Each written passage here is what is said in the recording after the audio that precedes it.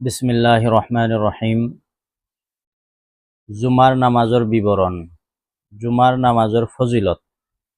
জুমার নামাজের ফজিলত কি? আল্লাহর রসুল সাল্লাল্লাহু আলাইহি ওয়াসাল্লামে কইছে যে সপ্তাহর দিনবোৰৰ মাজত জুমা বা শুক্ৰবাৰৰ দিনেই সৰ্বশ্ৰেষ্ঠ। এই দিনত হজৰত আদম আলাইহিসসালামক সৃষ্টি কৰা হৈছিল। এই দিনত তাক জান্নাতত স্থান দিয়া হৈছিল। এই দিনাই তাক জান্নাতৰ পৰা বহিষ্কাৰ কৰা হৈছিল আৰু এই দিনতেই কিয়ামত সংঘটিত হ'ব। মুসলিম শৰীফেৰ হাদিস আছে। আৰু এটা হাদিস হজৰত মুহাম্মদ সাল্লাল্লাহু আলাইহি ওয়াসাল্লাম ইৰশাদ কৰিছে, যিজনে জুমাৰ দিনা খুব ভালদৰে গোসল কৰি সোনকালেই মছজিদলৈ যায়, খোজকাঢ়ি যায়, চোৱাৰীত আহৰণ নকৰে, মানে গাড়ী চাড়ী নলৈ নাযায়, চোৱাৰীত আহৰণ নকৰে, ইমামৰ ওচৰা ওচৰিকৈ বহে আৰু মনোযোগেৰে খুতবা শুনে, কোনো ধৰণৰ কথা নকয়, তেন্তে জুমাৰ কাৰণে যিমান কদম খোজকাঢ়ি আহিছে তেখেতৰ প্ৰতিটো কদমৰ বিনিময়ত 1 বছৰ ৰোজা আৰু 1 বছৰ ৰাতি ইবাদত কৰাৰ সওয়াব লাভ কৰিব। আবু দাউদ শৰীফেৰ হাদিস। বহুত ফজিলত। আৰু এটা হাদিস আছে আবু হুৰায়ৰা ৰাদিয়াল্লাহু তাআলা আনহুৰ পৰা বৰ্ণিত, হযৰত মুহাম্মদ সাল্লাল্লাহু আলাইহি ওয়াসাল্লাম ইৰশাদ কৰিছে, জুমাৰ দিনৰ উল্লেখ কৰি কৈছে যে জুমাৰ দিনত এনে এটি মুহূৰ্ত আছে যি সময়ত কোনো মুমিন ব্যক্তিয়ে আল্লাহৰ ওচৰত কিবা প্ৰাৰ্থনা কৰে তেন্তে অৱশ্যই সেইটো আল্লাহ তাআলাই তাক দান কৰে বা কবুল কৰে। তাৰপিছত বলক, জুমাৰ নামাজ কাৰ ওপৰত ফৰজ? 1 নম্বৰে মুকিমৰ ওপৰত জুমাৰ নামাজ ফৰজ আৰু মুসাফিৰৰ ওপৰত জুমাৰ নামাজ ফৰজ নহয়। মুকিম যোনে ঘৰত থাকে, গাঁৱত থাকে, অঞ্চলত থাকে, মুকিম। আৰু মুসাফিৰ যোনে সফৰত ওলাই যায়, মুসাফিৰৰ ওপৰত জুমাৰ নামাজ ফৰজ নহয়। 2 নম্বৰ, সুস্থ ব্যক্তিৰ ওপৰত জুমাৰ নামাজ ফৰজ আৰু অসুস্থ ব্যক্তিৰ ওপৰত জুমাৰ নামাজ ফৰজ নহয়। সুস্থ, স্বাস্থ্য তন্দুৰুস্ত আছে, বেমাৰীৰ ওপৰত জুমাৰ নামাজ ফৰজ নহয়। 3 নম্বৰ, স্বাধীন হোৱা অৰ্থাৎ গোলাম বা জেল হাজতত থকা লোকৰ ওপৰত জুমাৰ নামাজ ফৰজ নহয়। স্বাধীন হোৱা অৰ্থাৎ স্বাধীন হ'ব লাগিব, বাক স্বাধীনতা যাৰ আছে, অৰ্থাৎ গোলাম বা জেল হাজতত থকা লোকৰ ওপৰত কি জুমাৰ নামাজ ফৰজ নহয়। 4 নম্বৰ, পুৰুষৰ ওপৰত জুমাৰ নামাজ ফৰজ আৰু মহিলাৰ ওপৰত জুমাৰ নামাজ ফৰজ নহয়। পুৰুষৰ ওপৰত জুমাৰ নামাজ ফৰজ আৰু মহিলাৰ ওপৰত জুমাৰ নামাজ ফৰজ নহয়, বৰঞ্চ সিহঁতে জোহৰৰ নামাজে আদায় কৰিব শুক্ৰবাৰে। 5 নম্বৰ, জ্ঞান সম্পন্ন হোৱা অৰ্থাৎ পাগলৰ ওপৰত জুমাৰ নামাজ ফৰজ নহয়। পাগল ব্যক্তিৰ ওপৰত জুমাৰ নামাজ ফৰজ নহয়। 6 নম্বৰ, বালিগৰ ওপৰত জুমাৰ নামাজ ফৰজ আৰু নাবালিগৰ ওপৰত জুমাৰ নামাজ ফৰজ নহয়। বালিগ প্ৰাপ্ত বয়স্ক যিসকল 15 বছৰৰ ওপৰত লৰাই বালিগ হয়, বালিগৰ ওপৰত জুমাৰ নামাজ ফৰজ হয়, নাবালিগৰ ওপৰত জুমাৰ নামাজ ফৰজ নহয়। পঢ়া ভাল কৰিব লাগে। 7 নম্বৰ, চকুৰে দেখা মানুহৰ ওপৰত জুমাৰ নামাজ ফৰজ আৰু অন্ধ মানুহৰ ওপৰত জুমাৰ নামাজ ফৰজ নহয়। যদি মছজিদ ওচৰত থাকে, যদি কোনোবাই লৈ যায় পঢ়ক, অসুবিধা নাই, কিন্তু বাধ্যতামূলক নহয়, তাৰ ওপৰত ফৰজ নহয়, নপঢ়িলে গুনাহ নহব, এই জোহৰ নামাজে পঢ়ি ল'ব ঘৰত। 8 নম্বৰ, ধুমুহা অথবা ধাৰাসাৰে বৰষুণ হৈ থকা সময়ত জুমাৰ নামাজ ফৰজ নহয়। বহুত বৰষুণ, মছজিদত যাবই নোৱাৰি আমি, সেই সময়ত জুমাৰ নামাজ ফৰজ নহয়, জোহৰ নামাজ পঢ়ি ল'ব। 9 নম্বৰে, খোজ কাঢ়িবলৈ অক্ষম হোৱা মানুহৰ ওপৰত জুমাৰ নামাজ ফৰজ নহয়, মানে খোজ কাঢ়িবই নোৱাৰে, এনেকুৱা মানুহ নাই যে তাক কোনোবাই লৈ যাব মছজিদত, বা এনেকুৱা অৱস্থা যে খোজ কাঢ়িবই নোৱাৰে, বিচনাত বেমাৰ আছে বা আৰু কিবা অসুবিধা আছে, সিহঁতৰ ওপৰত কি জুমাৰ নামাজ ফৰজ নহয়। এই 9টা মানে কি আছে শর্ত আছে জুমার নামাজের কারণে। এইটো আছে কিতাবুল মাসাইল। কিতাবুল মাসাইলত এই কেটা শর্ত দিয়া আছে। তাৰপিছত জুমাৰ নামাজ আদায় হোৱাৰ শৰ্তসমূহ।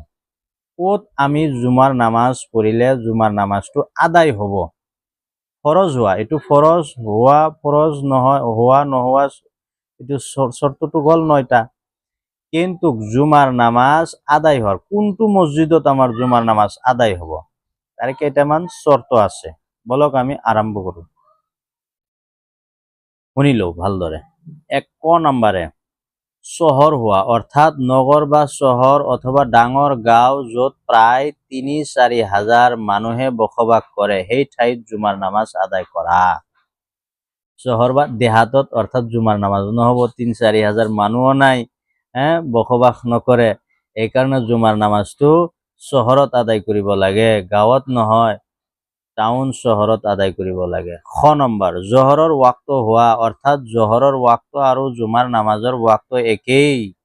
জুমাৰ নামাজৰ ওয়াক্ত আৰু জহৰৰ ওয়াক্ত একেই। জহৰৰ ওয়াক্ত নোহোৱাকৈ যদি আমি জুমাৰ নামাজ আমি পঢ়ো তেনেহলে কি হ'ব, জুমাৰ নামাজ আমাৰ আদায় নহ'ব।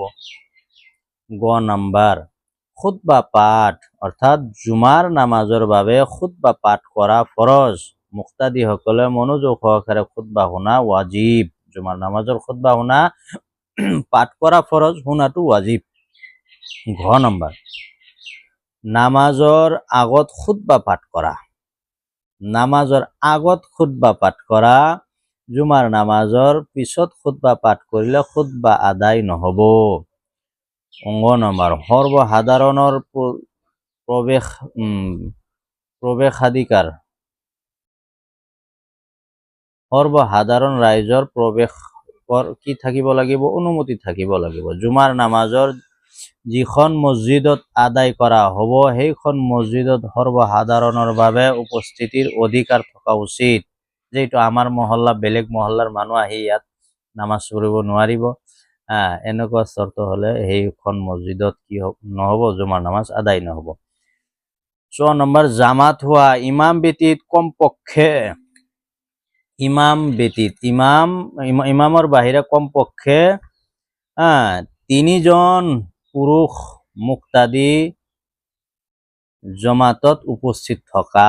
ইমামৰ বাহিৰে কি কৈছে, ইমাম ব্যতীত ইমামৰ বাহিৰে কমপক্ষে 3জন মুক্তাদি হোৱাটো জুমাৰ নামাজৰ বাবে কি শর্ত। যদি 2জন মুক্তাদি হয়, এজন ইমাম হয় জুমার নামাজের কারণে, তেনেহলে কি নহব, জুমার নামাজ আদায় নহব। ক্লিয়ার হল ইনশাল্লাহ। সেজন্য জুমার দিনের সুন্নত আদব আমি তার পিছত আরম্ভ করু। বলক জুমার দিনের সুন্নত আদব বহুত আছে। জুমার দিনের সুন্নত আদব বহুত আছে।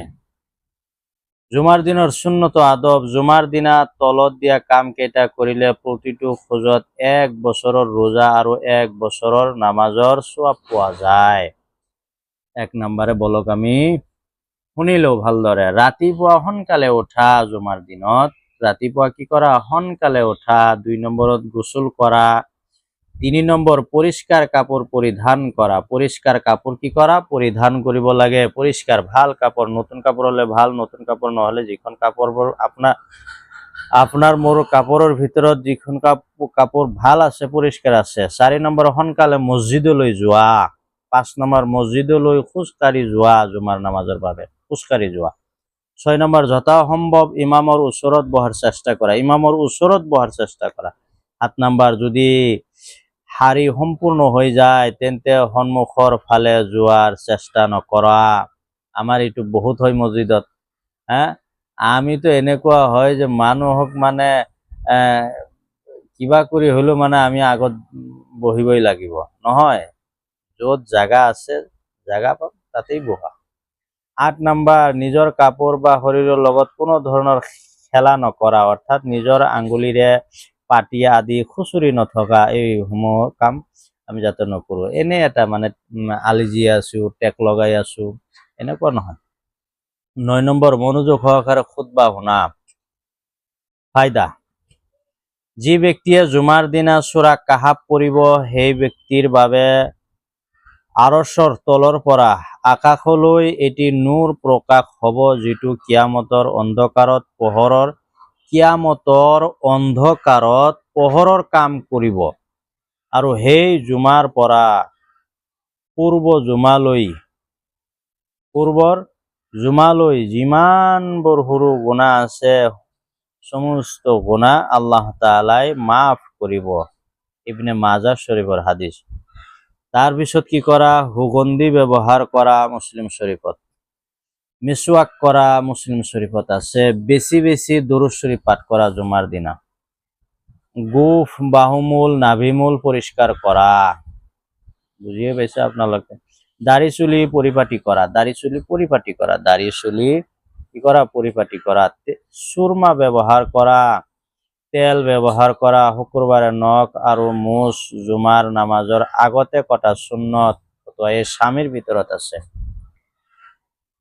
তাৰপিছত হুজুৰ সাল্লাল্লাহু আলাইহি ওয়াসাল্লামে কৈছে যে, ফায়দা দিছে, হাদিস আছে যে যিয়ে শুক্ৰবাৰে নখ কাটিব আল্লাহ তাআলাই পৰৱৰ্তী শুক্ৰবাৰলৈ সকলো বালা মুসিবতৰ পৰা তেওঁক হিফাজতে ৰাখিব।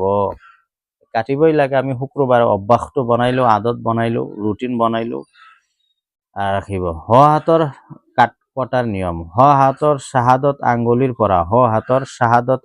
পৰা আৰম্ভ কৰি পৰ্যায়ক্ৰমে কনিষ্ঠ আঙ্গুলিলৈ আৰু বাওঁ হাতৰ কনিষ্ঠ আঙ্গুলিৰ পৰা আৰম্ভ কৰি যথাক্ৰমে বৃদ্ধ আঙ্গুলি পৰ্যন্ত আৰু সৰ্বশেষত হাতৰ বৃদ্ধা আঙ্গুলিৰ নখ কটা। লাষ্টে এই বৃদ্ধা আঙ্গুলিৰ নখ কটা। তাৰপিছত ভৰিৰ কনিষ্ঠ আঙ্গুলিৰ পৰা আৰম্ভ কৰি বাওঁ ভৰিৰ কনিষ্ঠ আঙ্গুলি পৰ্যন্ত নখ কটা সুন্নত।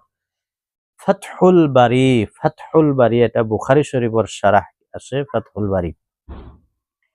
শুক্ৰবাৰে ফৰজৰ নামাজৰ প্ৰথম ৰাকাতত সূৰা সিজদাহ আৰু দ্বিতীয় ৰাকাতত সূৰা দহৰ পাঠ কৰা সুন্নত। ইবনে মাজাহ শৰীফৰ হাদিস। জুমাৰ প্ৰথম ৰাকাতত সূৰা জুমআ আৰু আলা যে আছে, আৰু দ্বিতীয় ৰাকাতত মুনাফিকুন বা গাশিয়াহ পাঠ কৰা সুন্নত। বুখাৰী মুছলিম। জুমাৰ দিনা জুমাৰ নামাজ সম্পূৰ্ণ জুমাৰ নামাজৰ নিয়ম। তো আশা কৰো নেক্সট এটা ভিডিও বনাম, এই পাৰ্ট 2 বনাম ইনশাআল্লাহ। আশা কৰো যদি ভিডিওটো ভাল লাগে লাইক কমেন্ট শেয়াৰ জৰুৰ কৰিব ইনশাআল্লাহ আপোনালোকে।